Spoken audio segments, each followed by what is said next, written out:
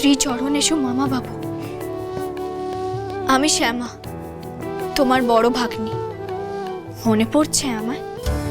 নাকি 33 কোটি দেব দেবী যাদের টেকে টেকে আমার বুক পাষাণ হয়ে গেছে এই 8 বছরে, তাদের মতো তুমিও তোমার এই আদরের টেপিকে ভুলে গেছো? দেখেছো আমার উপর ওর কত অভিমান, আর সেটাই তো স্বাভাবিক। থামলে কেন পড়ো। মামা বাবু, আমি ভালো নেই।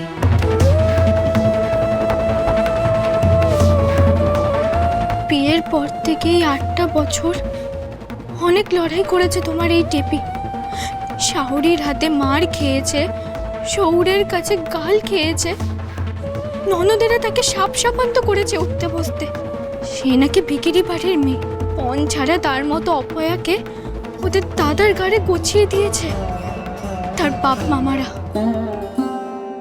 আমি চুপ করে সব অত্যাচার সহ্য করেছি। জানো মামা বাবু, আমার শাওরি একবার পুড়িয়ে মারতেও চেয়েছিল আমায়।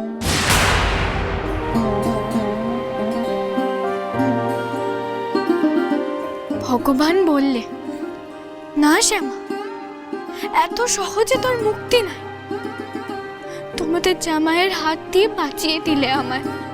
তোমাদের জামাই মানুষটা খারাপ নয় জানো, কিন্তু সে মানুষ না জল বুঝিনি।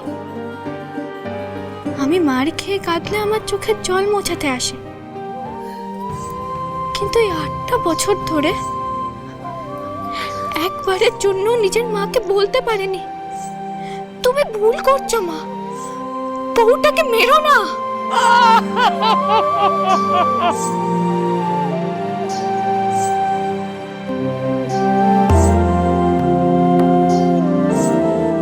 আমি কাউকে দুষছি না মামা বাবু, সবই আমার কপালের দোষ। 7 বছর ধরে আটখুড়ো বলে বদনাম শুনেছি। কত বছর মা কালীর আশীর্বাদে একটা বাচ্চা হয়েছে জানো? তুমি দাদু হয়েছো মামা বাবু। টেপির বাচ্চা হয়েছে? ভেবেছিলাম এব্বাই হয়তো সবাই আমাকে মেনে নেবে, কিন্তু কপাল দেখো, ওরা বংশে ছেলের প্রদীপ চেয়েছিল, আর আমি তাদের দিলাম মা মুখী মেয়ে। আমি আর সহ্য করতে পারছি না মামা বাবু।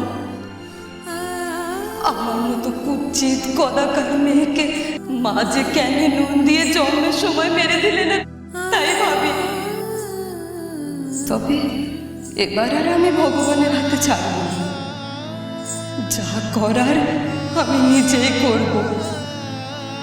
এই অত্যাচার থেকে, এই সংসার থেকে, এই নরক থেকে আমি মুক্তি নেব মামা বাবু। না, যার জন্য আমার সৌর বাড়ির পাশের বাড়ির এক ভাইকে দিয়ে এই চিঠি লেখাচ্ছি। আমি চলে গেলে তোমরা আমার মেয়েটাকে দেখো মামা বাবু, নইলে যে এরা ওকেও মেরে ফেলবে।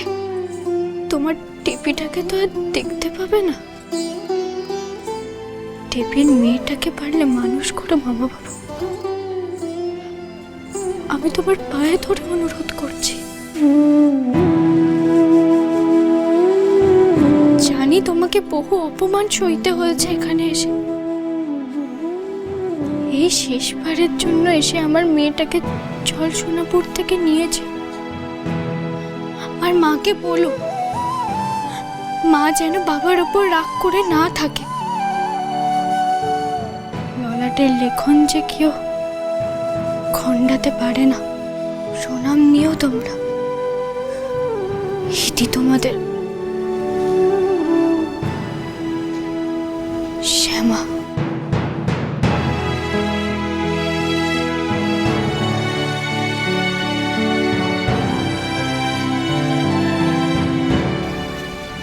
শ্যামা, আমার আমার আমার মেয়ে শ্যামা।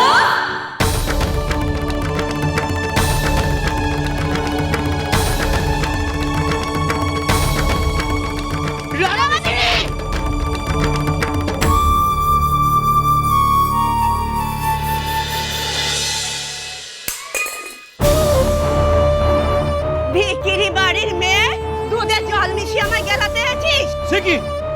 আমি বিকেল বেলা 3 পোয়া দুধ নিয়ে এলাম আর ওই মেয়ে একাই খেয়ে নিল।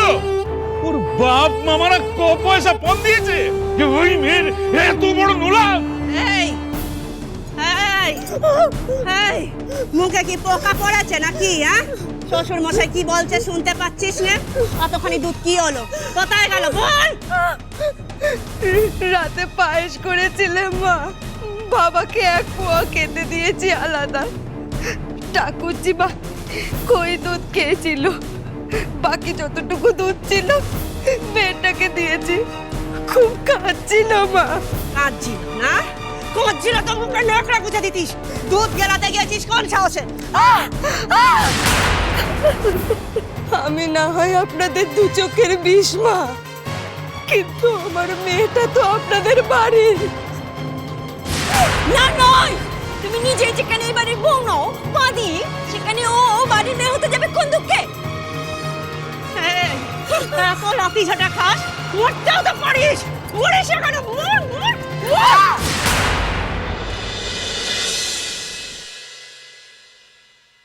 বিষ এনে রেখেছি মা, এতক্ষণে হয়তো মামা বাবুর কাছে চিঠিও পৌঁছে গেছে। কাল ভোরের আগেই শ্যামার প্রদীপ নিভে যাবে। রামেশি, রামেশ, রামেশি, রামেশি, কি হয়ে গেল? কি হয়েছে তোমার? রামেশি, রীতিরাজ, রীতিরাজ জল আনো। খাবো এক্ষুনি। রামেশি চোখ খুলছো না কেন? রাগাটা করছি, মাথাটা একটু তোলো না বাবা। রাঙামাসি চোখ খুলুন, রাঙামাসি, রাঙামাসি সারা দিচ্ছেন না কেন? এই নাও, এই নাও, জল জল দে, জল দে। রামেশি, আরে বাবা চুপ করে থাকিস না, অঘটন ঘটবার আগে মেয়েটাকে তুই বাঁচা না। রাঙামাসি চোখ খুলুন। রাঙামাসি, রাঙামাসি, কি গো তুমি চুপ করে দাঁড়িয়ে আছো কেন? কিছু একটা করো না গো। ও কি হলো গো তোমার? তাকাচ্ছ না কেন? শুনছো তুমি? তুমি শ্যামাকে কিভাবে ওকে এখানে ফিরিয়ে নিয়ে এসো? আমার ক্ষমতা নেই ছোট গিন্নি। শ্যামার এই অবস্থার জন্য আমি দায়ী। আমার জন্য মেয়েটাকে এতগুলো বছর এই অত্যাচার সহ্য করতে হচ্ছে। বিধু তো এই বিয়েটা চাইনি, আমি আর রতিনদা মিলেই তো এই বিয়েটা ঠিক করেছিলাম। আমার ভুলের খেসারত এত বছর ধরে মেয়েটা দিয়ে যাচ্ছে। রাঙামাসি, মানকের বউ, আমার শ্যামা কই? তারে ডাকো।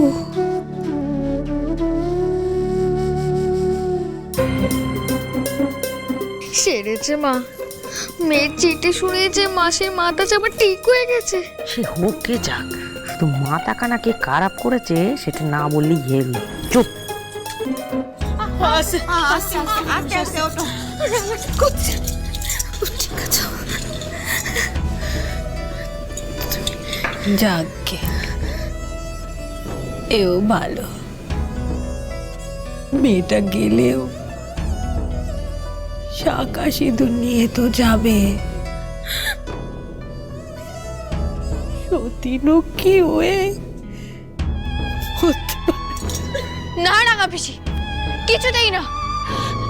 গো, আমরা শ্যামার জন্য কিছু করবো না, মেয়েটাকে এইভাবে যেতে দেবো? করবো বই কি?